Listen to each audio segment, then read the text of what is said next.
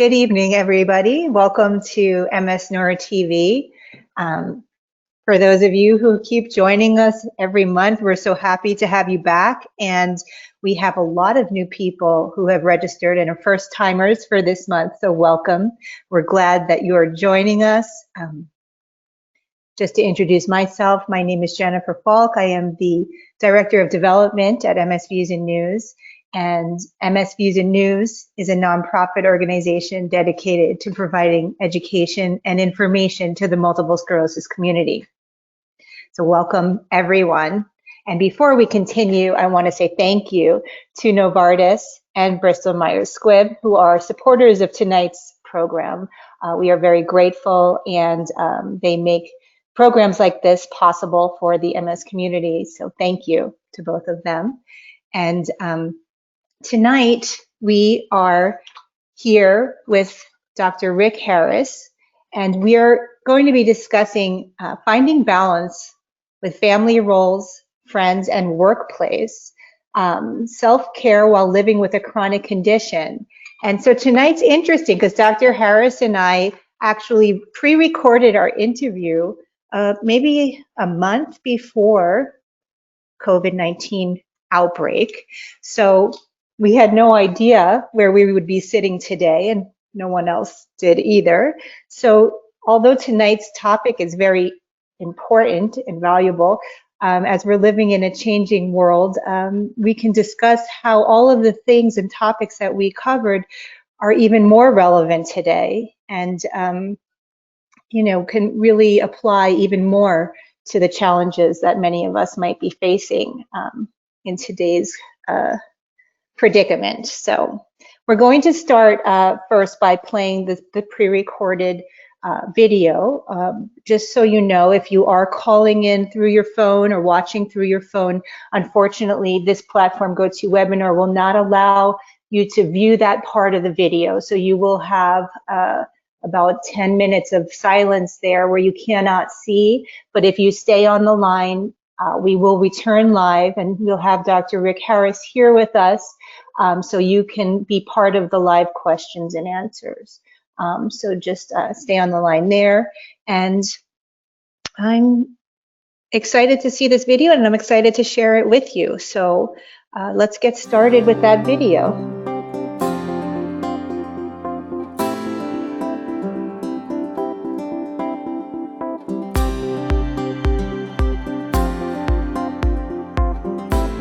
Hello everyone, my name is Jennifer with MS Views and News, and I'm here today with Dr. Rick Harris, who is a psychologist here in South Florida. Welcome to MS Neuro TV. Hi Jen, thank you. Absolutely, thank you for being with us today. Appreciate it, thank you. So Dr. Harris, today we want to talk about relationships in MS. We want to look at finding balance in family roles, with friends, workplace, and all while taking care of ourselves and our needs as well. Can you please share with our audience possible shifts or challenges in relationships for both patients and care partners? Oh, sure. You know, so often our relationships with either our partner or friends is defined by who or what we do. Whether I'm a psychologist, I'm a nurse, a doctor, and so often that defines my role, not only at home, but in my relationships. And sometimes when you have a chronic illness, it robs us of that very thing that we value. So what has to happen is we need to think about who we are, not what we do. And I conceptualize, when I think about partner relationships, I kind of think about, first of all, how is it out of everyone in the world, I found you? You know, when we look at the myths of relationship, we talk about, well, God brought us together, or a match made in heaven, or a soulmate. And so we tend to forget about that as relationships progress in life. So now I'm active and this gets robbed of me. I need to, first of all, recognize there was something special about this relationship. It's not about what I've done or what I do. It's about something special that brought us together. So it's important to try to get in touch with that. And I conceptualize relationships in three models, if you would. One is a traditional model that we look at, stereotypic. The man is the producer, wife is the homemaker. The second model is a partnership. We split everything 50-50. I go out and work, you go out and work, you do the lawn, I might do the laundry, and by the end of the day, we come together. The third role, third type, is what I call a collegial relationship. I might be great at cleaning a house. You might be great with the finances. And so we look at our strengths and weaknesses. And so when we're struck with a chronic illness, we need to redefine that and maybe move towards a collegial relationship where maybe I can't do what I used to do. It doesn't mean I don't love you or care about you, but I can now do this. So we have to redefine and recognize I'm not what I do. I am who I am. And that doesn't change no matter what illness you have. Wonderful. Thank you. Sure. Thank you. And just to shift to the role of a parent with children, there's often feelings of guilt, concern, wanting to protect your children from understanding fully what's going on. How do you recommend a parent speak, or both parents speak to their children about a diagnosis? It has to be age appropriate. We know that children don't develop abstract reasoning until ages 10, 11, maybe a little older. So we have to make sure that the explanation is age appropriate for them to understand. I think the best thing to do is to provide a safe environment for the children to be able to ask questions and constantly talk and share. You know, so often kids know. They know the secrets in the family. And so often, even in my office, parents are having, marital problem and bring the kid in. Oh yeah, they know. Even though the parent. So it becomes important to have those discussions and give the kids permission to ask the questions, because then you're giving them the information that they want to know. So age-appropriate honesty. And the kids would... And let the kids be involved. You just don't... Blah, blah, blah, blah, okay? Or you don't just keep it in. Talk about it. Dad's been diagnosed with this disorder. You notice I have these symptoms. Do you have questions? And just keep that open door policy. Open door. And always periodically get together. Yeah. And have those discussions. That comes up a lot for a lot of people. I know it does. Yeah. And again, it comes back from that same model that I used to be able to do this with my kids. Okay, I can't anymore. Well, your kids don't judge you by love, by what you do. They judge by who you are. And to have those frank discussions with them.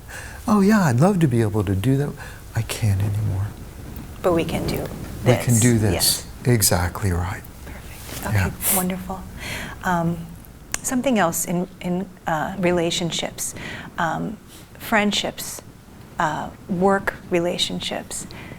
Again, the redefinition. Many times people, after they are diagnosed, maybe have bad periods, they have to cancel a lot, they can't show up to the parties anymore, they can't keep the same lifestyle, and friendships change. And it's hard, to see that when you're not well. How do you talk about that? Boy, that's a really difficult one. I think transparency. Yeah. I let my friends know what's going on. I let them know, I'm going to make plans. I'd really like to go to dinner with you. There's a chance I might have to cancel. Right. It's not about you all. It's about my symptoms might flare up. And I think you have to be really transparent, because if they don't understand, they're going to misinterpret. They're going to misinterpret their situation. And and again, it's redefining. Maybe I might not be able to go out, invite people in. Right. Okay, can't play softball anymore, but maybe I can go to the movies. So it's redefining and being transparent. So often those friendships get fractured because the friends misinterpret the behavior, they personalize it. And if I can share with them, look, yeah, I might have to cancel. Yeah. Then they're going to hopefully be understanding. Hopefully. Yes. If they're not, they ain't friends. Right. You learn. You learn, right. Yeah. Yeah. And a lot of what you're saying, Dr. Harris, is really being in tune to yourself. And it goes back to being present in your moments and really being able to say, this is how I am today. And I guess if you could share with us a little bit about boundaries as you redefine yourself and as things evolve. Let's go back, because I think what you said is so important, Jen, is to be aware and to be honest with yourself. We talk about being transparent with our friends, but being transparent with yourself, to coming to terms with your illness, to be able to say, it's okay to cancel a dinner. It's okay. It's not a lack of me wanting to go. It's not a lack of me caring. I have to be able to be honest with myself. And when that happens, then I'm honest with other people, And I think that has a lot to do with the boundaries. I can't do that. Be able to be honest with yourself and not feel that you should. I always kid around and say, don't should on yourself, but be clear and say to yourself, I'd love to go to dinner with you. I'd love to do that. I can't right now. And not have to should on yourself, to be able to set that boundary, or to say, I can't go there. I'd like to go here. And to be, again, being transparent, so your friends or relationships will understand. And it's not just you being, a prick or something. Excellent. Thank you so much. Oh, this was wonderful. welcome. I really appreciate it. Thank you. I appreciate it. Thank you. you.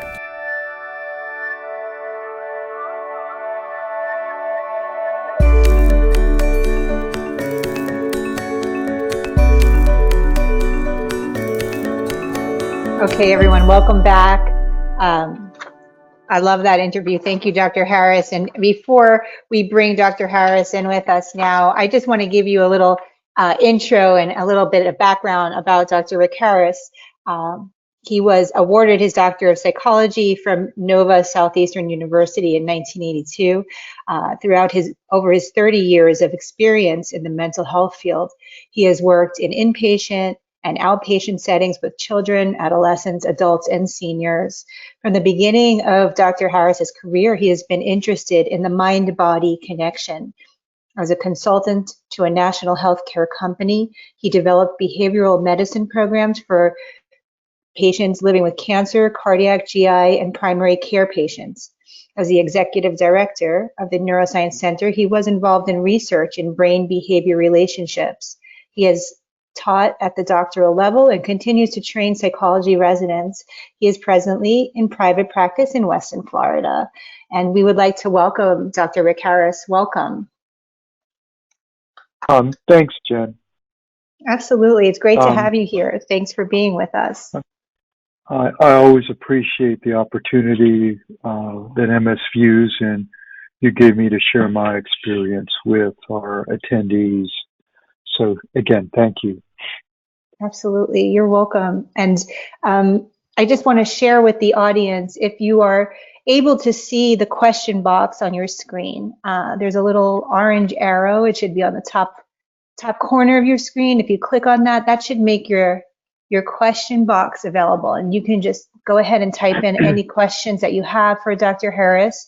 And I do have some that were sent in advance for me through registration. And I'm going to start with reading those out. And as you guys do type in your questions, I'll be able to share them as well. So Dr. Harris, I have someone here that's asking, dealing with COVID and MS is a lot. What can added stress do to an individual and to their relationships? Well, first of all, you're not alone. You know, all of us are having a really difficult time dealing with COVID, and certainly any stress, whether it's a chronic illness or what we're experiencing with the pandemic, can affect any relationship. And so what becomes important is and I always think it's so important to identify what I call internal or external stress. And certainly COVID, and you put that on top of family or relationship dealing with MS, and there's considerable external stress. And what you really want to do is not allow that to become internal stress. And so that becomes real important for the couple or the relationship to be able to make sure and be able to have good communication. Okay, great. Thank you. And I think that can lead into the next question, kind of integrating internal and external stressors. This person is writing in and saying that they feel more isolated and frustrated these days. They have more arguments with family, with their kids. Any suggestions on how their family can reboot? Oh, geez. Yeah. I hear you. I feel you. I understand. I don't know, Jen, but I know, it's tough. Really. It's tough, really, I could feel it too, because we are all forced to be in a situation where there is less distraction, there's less escape, there's less opportunity to go out, and you are being, it's a new circumstance for families. They're spending a lot more time together, and it's a great point. I heard one of my patients say, I feel like I'm living in a box. Yeah. And then when I go outside, I'm just in a bigger box. And you stop to think about that. Certainly, one of the things I always encourage people to do when they're dealing with a chronic illness is start to focus on what you can do, not what you can't do. And I was thinking about this when I was, thinking about, tonight. And I'm saying, what is it I can really tell people they can do? Not only do you have limitations due to the MS, but the whole family is limited. And I always suggest that what you do is find an avenue, whether it's to go for a walk, to get outside, to get some fresh air, to schedule some family time, and really to talk about how this is affecting everyone. And so that everyone is just not, irritable or taking out on each other, that we can come together and and share our experiences, whether it's our kids that can't go to school or, the parents that can't go to work. But to really sit down and talk about it and to have that, once a week family meeting. Let's talk about how are we all individually dealing with this. I think just recognizing that you're not alone can be real important in this. Yeah, I do too. That sounds like some great advice. Thank you. Sure. Yeah, absolutely. I have someone else that's asking, they're navigating life with a teenage son, and how do I assure him that he can go off and live his life and I'll be fine? So I think that the son is worried about either the mom or dad they hear. First of all, I appreciate you're dealing with a teenager. I remember in my training, I did a rotation in a adolescent treatment program. Mm-hmm. My supervisor said once we come to recognize that all adolescents are just whacked, we'd be better off. So I appreciate what you're going through. One of the things that I find so helpful in not only helping that teenager, but all of us, the only thing in life, and I didn't have a chance to see the video, so I don't know if I talked about this, and forgive me if I did, is to realize the only thing we have control over in life is this present right now. And so when your son or your daughter or your adolescent or any family member starts to worry about what could be, is to remind them that, wait a minute, the only thing we have control over right now, and is we need to make the best of this. We need to make it the best of every moment we can. And I feel, for those poor adolescents, this is the time of their life. I was in a virtual session today with a couple of high school seniors, and think about what their life has changed. Their senior year in high school, and they're having to not be with their friends. There's nothing for activities for them to really look forward to, that they're learning virtually. But again, if we can just take a look at and be grateful for what we have, it helps us deal with the tomorrows. Yeah, that's wonderful advice. Thank you. To recognize our moment to moment and yes, help relieve the concern about the what if and the tomorrow, and what if I go out and have a good time and something happens to mom or something happens to dad, Yeah, it's helpful. Thank you. Someone is asking here, is there anything I can do to gain support from my husband, who's 45, and my 12 and 13-year-old who have grown to hide from me and don't want to be a part of anything? I'm just assuming here that there's just some struggle with spending time together or something like that. But so again, I keep going back to communication. Mm-hmm. So again, maybe that you can sit down with the whole family and say, what's going on? I feel like you all are just, I'm not sure why they'd be withdrawing from you. Is it, because of MS, or that they don't know how to deal with that? And so they're all off, dealing with it in their own little ways. But I think there's nothing wrong in sitting down with family and say, I need your support. They may have a fear of connecting with you. They may be afraid to say anything. And so they're all off in their own little flat screens and not dealing with anything. So there's nothing wrong in bringing that family together and say, and be honest. I wouldn't point the finger and say you all are withdrawing. That just never works. But to say, I feel a little lonely. I feel like disconnected from you all. I would like your support.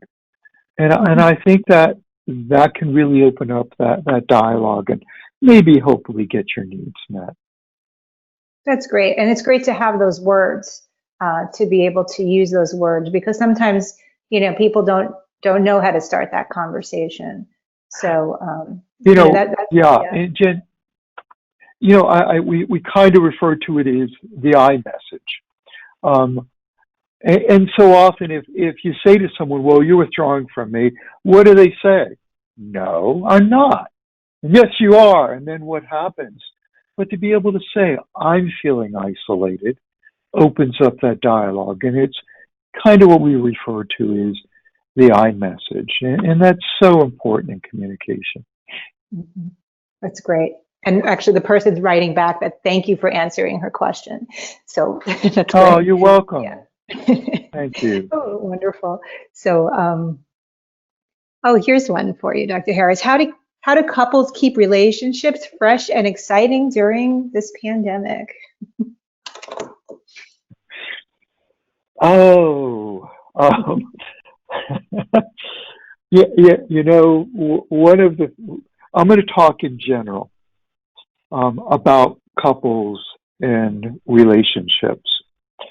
I was with on a virtual session today with a fairly newly married couple that just had their first child, and he was sharing with me about how he worked. They both work. They come home, and they're exhausted. And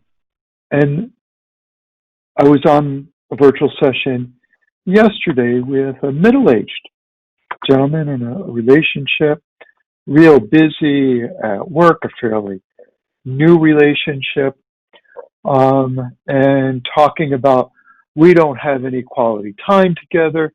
We're about so overwhelmed with her kids and my kids. There's a simple solution. Date night. Mm-hmm. Schedule some time to be alone, to keep that relationship exciting, to keep that communication open, to make sure that there is a time during the week that you tell each other how important you are to each other by saying, this is our time. Put away the phone. Put away the flat screens. We're just going to be together. And certainly, when COVID was not here, it could be a night, to go grab an ice cream or a cup of coffee or a glass of wine. But, certainly we're a little limited. But it could be the night where we take a walk or we make a special dinner for each other. And, we tell the kids, if there are children involved, this is our special time. It's important to us. And I think that keeps it alive. And then also, it seems to be a real theme tonight is communication. And that is to ask, what is it from my partner that you need to keep us excited and interested in each other? And find out. There's a great little book called The 5 Languages of Love. And if you're in a relationship, it's a wonderful, I don't usually recommend books because I'm not a real believer in the self-help movement. This is a great book to help us in any relationship to be able to understand what the needs of our loved ones are and how different they may be to us and how each one of us express love differently and get love. So it's a great read, and I do recommend it for all couples to read. Oh, that's great. The 5 Languages of Love. Mm-hmm. Okay, yep. Great. Thank you for that. It's very helpful. I also have someone that's writing in that says, can all the stress of COVID-19 and relationship issues cause a relapse because of mental strain or mental stress?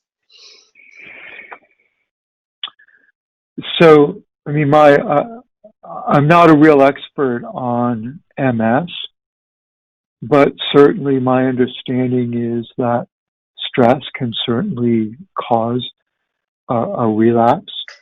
And again, it could be the stress of dealing with COVID, the stress of COVID on the relationship.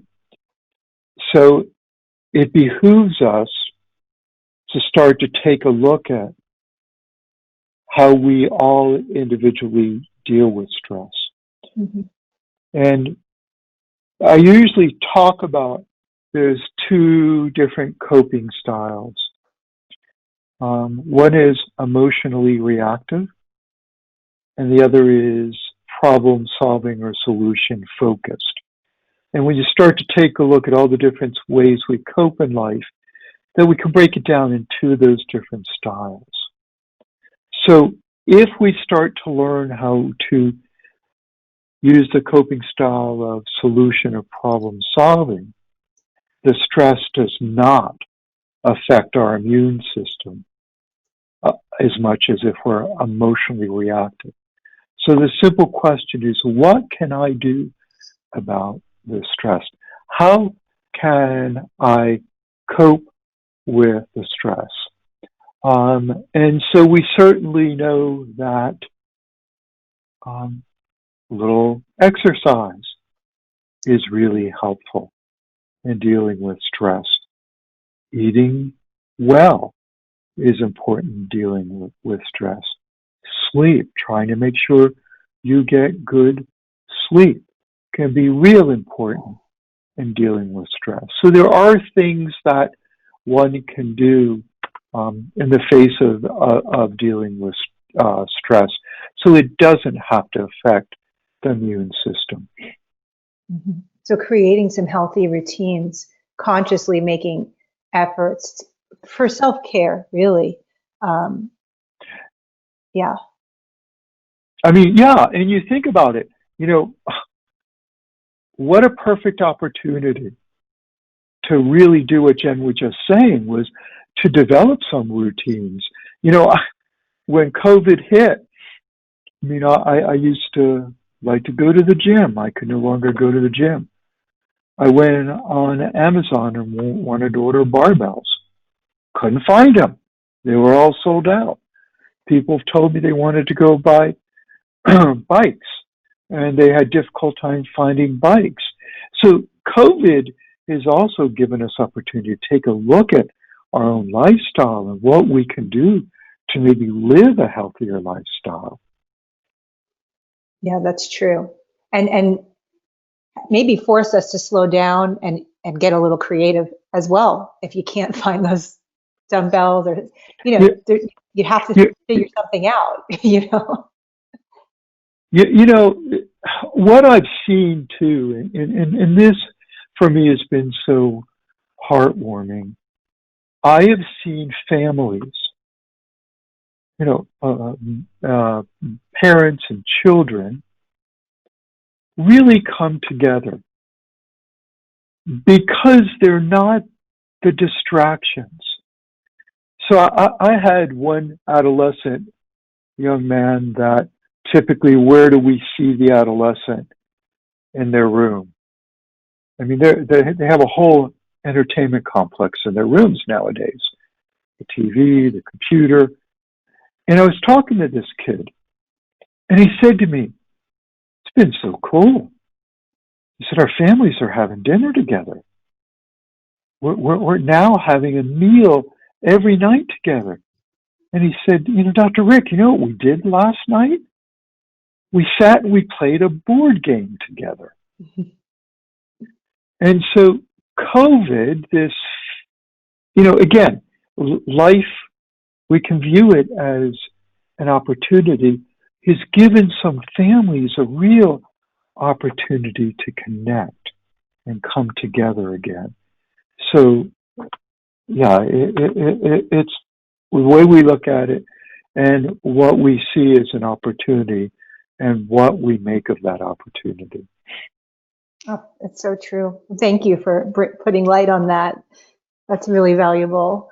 And I'm just going to close with, and I know that you're saying that you're seeing patients and clients that you're working with, and this person is asking, they're curious to know how to start with a virtual therapist or how to reach somebody and start that relationship with a therapist, not either alone or with their partner. Is there any suggestions that you have or resources? Yeah, yeah.